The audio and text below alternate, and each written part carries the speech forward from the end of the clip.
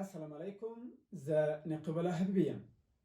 په دې ویډیو کې غواړم تاسو ته د نوي کال لپاره د پلان جوړولو، د نوي کال لپاره د موخو د ټاکلو او همدارنګه د تیر کال د ارزیابي کولو په هکله خبرې وکړم. ویډیو تر پایه راسره وګورئ او همدارنګه زما د یوټیوب چینل هم سبسکرایب کړئ.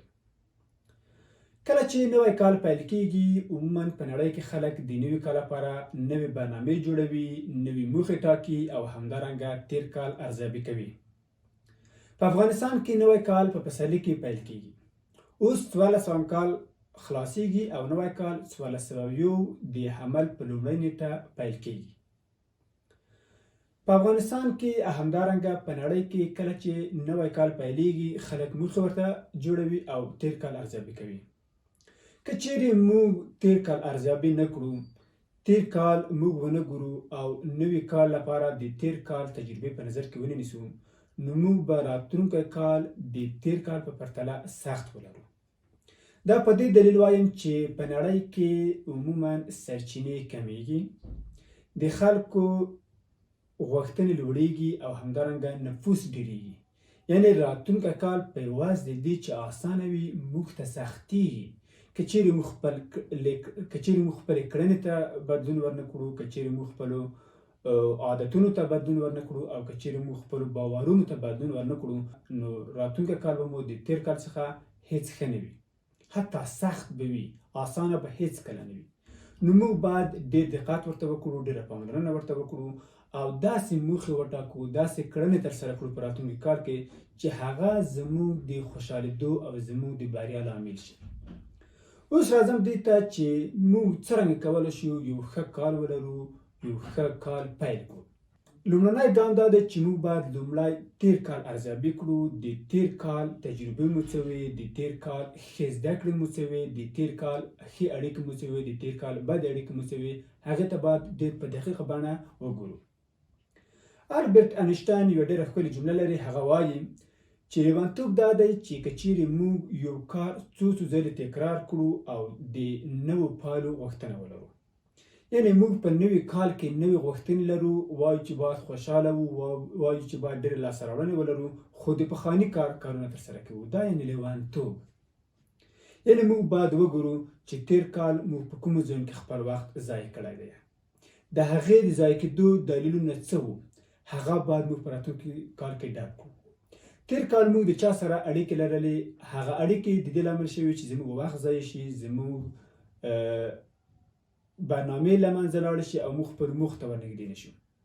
کوم شیان د دې لامل شول، هغه باید موږ حذف کړو د راتلونکي کال د برنامو لپاره. په تیر کال کې زموږ لاسته راوړنې څه وې؟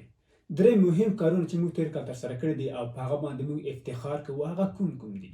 په راتلونکي کال کې هم موږ د هغه کارونو څخه یوه ښه نتیجه واخلو او په راتلونکي کال کې خپلو برنامو کې د هغې لپاره ځای ورکړو. نو که چیرې موږ خپل تیر کال ارزیابي نه کړو، خپل تیر کال تجربو څخه ګټه وانخلو، نو راتلونکی کال به مو هیڅکله ښه نه وي او هماغسې به وي لکه پخوا چې و، حتی د هغې څخه هم سخت. نو که چیرې موږ له خپلو تېروتنو څخه عبرت وانخلو، هغه تېروتنې به بیا تکراروو.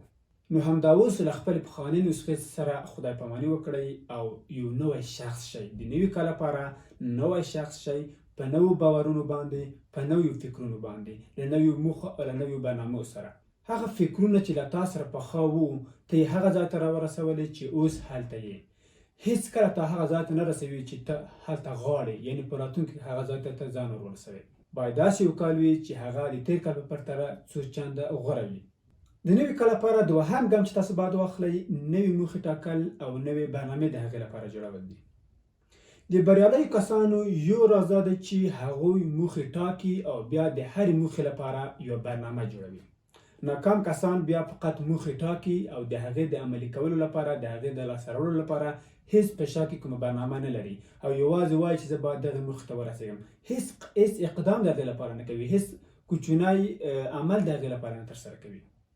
نو تاسو باید په لومړي سر کې خپلې موخې تعیین کړئ. موخې مو باید ډېرې واقعي وي، حقیقي وي، داسې موخې وي چې تاسو وکولی شئ هغې ته ورسېږئ. او بل دا چې موخې مو په اوږدمهاله موخو، په لنډمهاله موخو او په منځمهاله موخو باندې تقسیم کړئ. له هغې څخه وروسته یې په اونیو باندې تقسیم کړئ او هره ورځ د هغې لپاره وخت ورکړئ. یعنې هغه 5 موخې چې ته د نوي کال لپاره لرې په ورځنۍ برنامه کې د هغې لپاره ځای ورکړه. هره ورځ څو ساعته د هغې لپاره اختصاص کړه تر څو ته هغه موخې ته ورسېږي. بل کار چې ته باید وکړې هغه دا ده چې په دغه موخو کې باید ته یو تعادل رامنځته کړې. یعنې داسې مه کوه چې فقط په یوه موخه یا په 2 موخو باندې ډېر تمرکز وکړې او د ژوند نورې برخې له تا څخه لرې پاتې شي. د بېلګې په توګه تاسې مالي موخې لرئ، تاسې باید یوه اندازه مالي نتیجې ترلاسه کړئ او په مالي مسایلو کې تاسو باید مخته لاړ شئ او پیسې باید پیدا کړئ. دا مو یوه موخه شوه. خو دا موخه باید د دې لامل نشي چې تاسو خپله عقیده د دې لپاره خرابه کړئ، خپل عبادت د دې لپاره پرېږدئ، خپل صحت ته مو زیان ورسوئ او ورزش ونه کړئ او وجود مو خراب شي. نو تاسو باید د خپل صحت لپاره د ورزش په برخه کې هم یو موخه د ځان لپاره تعیین کړئ، خپل مالي موخه د ځان لپاره تعیین کړئ. د کورنۍ لپاره تاسو څرنګه موخه لرئ چې څرنګه باید خپل کورنۍ سره تاسو اړیکې ولرئ، د ملګرو سره له خپلوانو سره د اړیکو برخه تاسو څرنګه تاسو موخه ټاکلې ده. همدارنګه تاسو د خپل کاروبار لپاره، د خپل سوداګرۍ لپاره، د خپل تجارت لپاره څرنګه موخې لرئ. یعنې تاسو باید یو انډول، یو توازن په دغه موخو کې رامنځته کړئ. داسې مه کوئ چې فقط په یوه برخه تمرکز وکړئ. دا صحیح ده چې تاسو که چیرې په یوه برخه کې ډېر تمرکز وکړئ، په هغه برخه کې به ډېر ښه وئ، ډېر به غوره وئ. نو بعضې د ژوند برخې دي که چیرې تاسو هغې ته پاملرنه ونه کړئ، د تاسو خوشحالي له منځه ځي، د تاسو فکر خرابوي، د تاسو احساس خرابوي. نو بیا که چیرې تاسو په یوه برخه کې ډېرې لاسته راوړنې ولرئ او په بله برخه کې تاسو ضرر ولرئ، نو بیا دا د تاسو د خوشحالۍ د له منځه تلو سبب کېږي. د موخو په برخه کې بل کار چې تاسو باید وکړئ هغه دا ده چې تاسو باید د هرې ورځې په پای کې د هغې ورځې موخې یا د هغې ورځې کارونه ارزیابي کړئ. که چیرې تاسو د نن ورځې لپاره بعضې کارونه ټاکلي وو او غوښتل مو چې دا کارونه باید تاسو ترسره کړئ، د ورځې په پای کې تاسو خپل ځان څخه پوښتنه وکړئ چې دا کارونه مو آیا ترسره کړل او که ترسره مو نه کړل.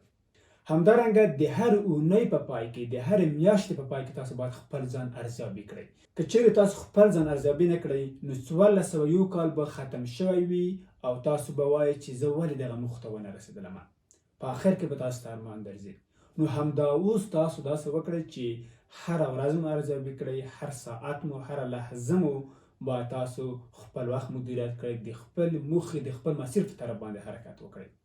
او حتما د خپل نوي کال لپاره تاسو باید موخې تعیین کړئ. ځکه که چیرې تاسو موخې تعیین نه کړئ، خپل هدف د ځان لپاره تعیین نه کړئ، داسې معنا لري لکه یو موټر چې په یو طرف باندې روان وي او هیڅ هدف نه لري چې دا چیرته ځي، هغه موټر هیڅ چیرته نه رسېږي، ځکه بېرته پخواني ځای ته راځي. او نو تاسو هم د ځان لپاره، د خپل کال لپاره موخې تعیین کړئ او هغه باید تاسو ارزیابي کړئ او وګورئ چې په هره هفته کې، په هره میاشت کې او هره ورځ څومره هغې ته تاسو نږدې شوي او څومره هغه تاسو ترلاسه کړي دي. په یاد ولرئ چې تیر کال تیر شو، وخت تیریږي، وخت پرواز کوي، خو ښه خبر دا ده چې د دغه پرواز پیلوټان تاسو یاستئ. نو دغه وخت په ښه شکل سره مدیریت کړئ او دغه پرواز په ښه شکل سره مخته یوسئ. تر بلې ویډیو پورې مو په الله جل جلاله سپارم.